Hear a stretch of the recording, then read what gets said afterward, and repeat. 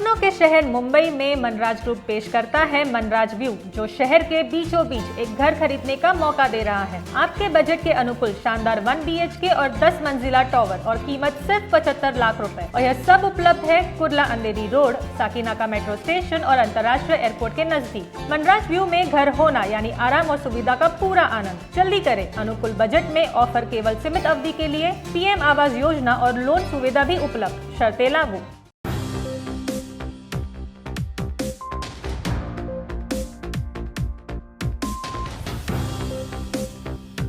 DRV news में आप सभी का स्वागत है। मैं हूं सैयद सलमान और हमारे सभी दर्शकों को DRV न्यूज़ की पूरी टीम की तरफ से दीपावली की हार्दिक शुभकामनाएं, ढेर सारी बधाइयां।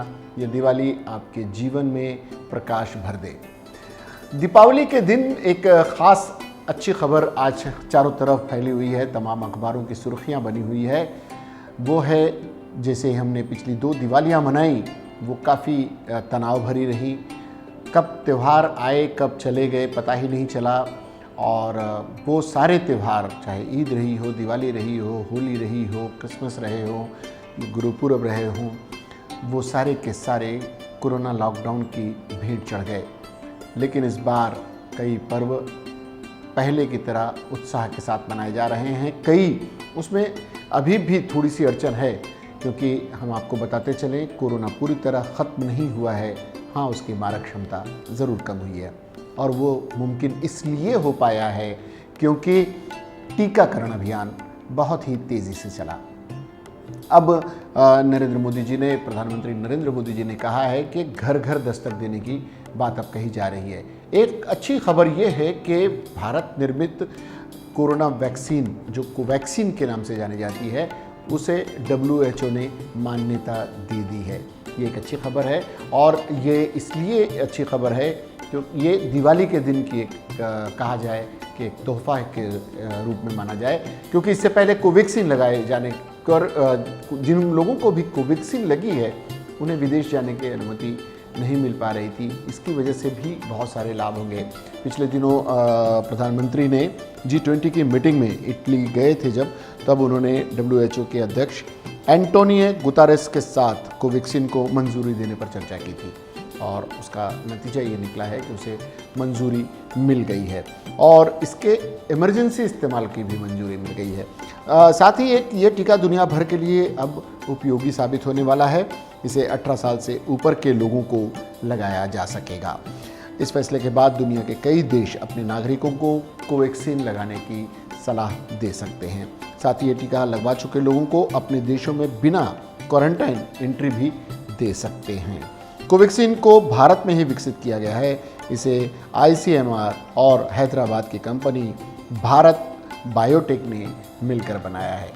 और शुरुआत में जब वैक्सीन की उपलब्ध नहीं हो पा रही थी ठीक से, उस वक्त कोवैक्सीन ने काफ़ी कुछ लोगों को संभाला था। कोविशील्ड की भारी मांग को देखते हुए और उसकी कम आपूर्ति को देखते हुए पहले 28 दिन, फिर उसके बाद 45 दिन, 45 दिन के बाद 65 दिन और 84 दिन की समय सीमा दूसरी उसकी लगा दी गई थी दूसरे डोज की। लेकिन अब कोवैक्सीन आने के बाद, कोवैक्सीन को 30 दिन के बाद दूसरी वैक्सीन लगाने की बात थी।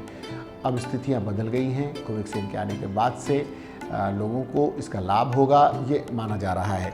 दूसरी बात यह है कि मुख्यमंत्री उद्धव ठाकरे जी ने भी इस मामले में एक पहल की है और उन्होंने अपने तमाम अधिकारियों को, कलेक्टरों को ये निर्देश दिया है कि 30 नवंबर तक 100% पहला डोज लग जाना चाहिए। ये एक बड़ी बात है। जो लोग भी अभी भी वैक्सीन लगवाने से कतरा रहे हैं उनके लिए एक अच्छी खबर यह है कि 30 तारीख तक वो लगवा लें, ज़रूरी है। ये वर्ल्ड हेल्थ ऑर्गेनाइजेशन ने भी माना है कि कोवैक्सीन की वजह से आप जितने भी टीके लगवा रहे हैं उसकी वजह से काफ़ी आपको लाभ हो रहा है।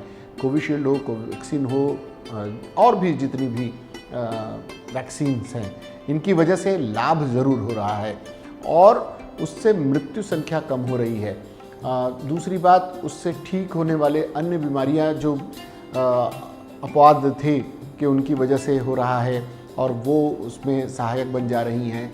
अगर आपको कोरोना हुआ है और कोई दूसरी बीमारी है तो उसकी वजह से आपको तकलीफ़ हो रही है, उससे भी राहत मिलती है क्योंकि वैक्सीन पूरी तरह से अगर मर्ज़ को ख़त्म नहीं करती है, उसके बाद भी उसका एक फ़ायदा तो ये है कि वो कोरोना के कीटाणुओं से, उसके जीवाणुओं से लड़ने में सहायक होती है और आपकी इम्यूनिटी को बढ़ाती है। इसलिए अगर घर घर दस्तक योजना से पहले ही अगर आप केंद्रों पर जाएं तो आपको ये वैक्सीन्स लेने की इतना लोगों को मनाना नहीं पड़ेगा आपको, आप किन्हीं भी कारणों से ले रहे हों। प्रधानमंत्री ने, मुख्यमंत्री ने और केंद्र के और राज्य के स्वास्थ्य मंत्रियों ने, कई समाजसेवी संगठनों ने इस बारे में कई धर्मगुरुओं से भी बात की है। जो लोग नहीं लगवा रहे हैं उन्हें धर्मगुरु भी प्रेरित कर रहे हैं कि वो टीका लगवा लें।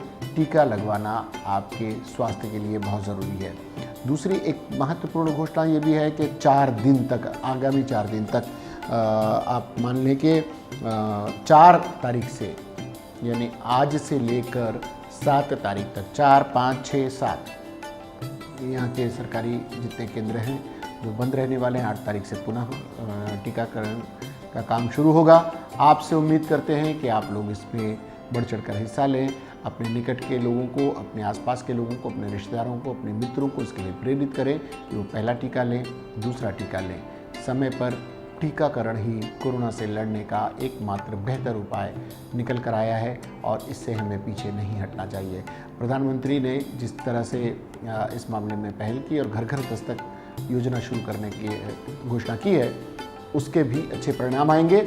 और जो भी कर्मचारी, स्वयंसेवी संगठन या वॉलंटियर्स आपके पास घर घर दस्तक योजना के तहत आपके पास आते हैं और टीका लगाने के लिए प्रेरित करते हैं, तो उनका सहयोग करें और इस बीमारी पर से लड़ने में सरकार का साथ दें, खुद का साथ दें, परिजनों का साथ दें। परिजनों को, अपने परिजनों को बनाए रखने की जिम्मेदारी, उन्हें जीवित रखने की जिम्मेदारी, उन्हें स्वस्थ रखने की जिम्मेदारी भी आपकी अपनी है। अपने आस पड़ोस के लोगों को भी इसके लिए प्रेरित करें।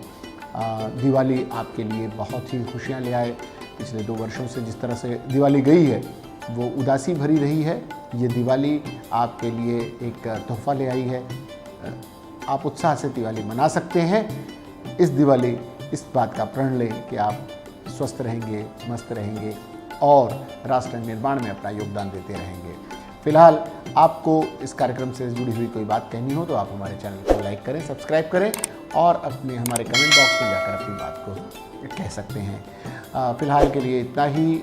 सलमान को और DRV न्यूज़ की पूरी टीम को दीजिए इजाज़त और दिवाली को स्वस्थ, सुरक्षित रहते हुए मनाइए और खुशियाँ बांटिए। खुशियाँ बांटने से बढ़ती हैं। DRV यही कार्य कर रहा है।